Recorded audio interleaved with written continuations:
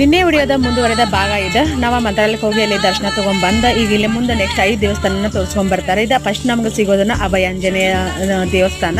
ಇಲ್ಲಿ ನಾವು ಬಂದ ದರ್ಶನ ಮಾಡ್ಕೊಂಡ ಈಗ ಮತ್ತೆ ನಾವು ಜರ್ನಿನ ಕಂಟಿನ್ಯೂ ಮಾಡಿದ್ವಿ. ನಮಗೆ ಇಲ್ಲಿ ಸೆಕೆಂಡ್ ಸಿಗೋದು ಅಪ್ಪನ ಆಚಾರ್ಯರ ಮನೆ, ಅಂದ್ರೆ ರಾಯರು ಹೋಗಿ ವಿಶ್ರಾಂತಿ ಪಡೆಯುವಂಥ ಸ್ಥಳ ಆ ಮನೆ ಇದೆ. ಹಾಗಾಗಿ ಅಲ್ಲಿಗೆ ಬಂದು ನಾವು ವಿಸಿಟ್ ಕೊಟ್ಟಿವಿ. ನಿಮ್ಗೆ ಇದ್ರದ ಪೂರ್ತಿ ವಿಡಿಯೋ ನಾನು ಆಲ್ರೆಡಿ ನನ್ನ ಯೂಟ್ಯೂಬ್ ಚಾನಲಲ್ಲಿ ಅಪ್ಲೋಡ್ ಮಾಡೀನಿ. ನೀವು ಇಂಟ್ರೆಸ್ಟ್ ಇದ್ದವರು ಅಲ್ಲಿ ನೋಡ್ಬೋದು. ಯಾಕಂದ್ರೆ 1 ನಿಮಿಷದಲ್ಲಿ ಎಷ್ಟು ಸಾಧ್ಯ ಆಕೈತಲ್ಲ ಅಷ್ಟು ನಾನು ವಿಡಿಯೋ ಕ್ಲಿಪ್ಪಿಂಗ್ನ ನಿಮ್ಮ ಜೊತೆ ಶೇರ್ ಮಾಡ್ಕೊಂಡಿರ್ತೀನಿ. ಅಲ್ಲಿ ಅಪ್ಪನಾಚಾರ್ಯರ ಮನೇನ ಅಲ್ಲಿ ನೋಡ್ಕೊಂಡ ಇಲ್ಲಿ ನೆಕ್ಸ್ಟ್ ನಾವು ಮತ್ತು ಬಿಚ್ಚಾಲಮ್ಮನ ದೇವಸ್ಥಾನಕ್ಕೆ ಬಂದೀವಿ. ಇಲ್ಲಿ ಬಂದ ಆ ತಾಯಿ ಆಶೀರ್ವಾದನ ತಗೊಂಡ ಬರಾಕಂತ ಹೇಳಿ ಬಂದೇವಿ.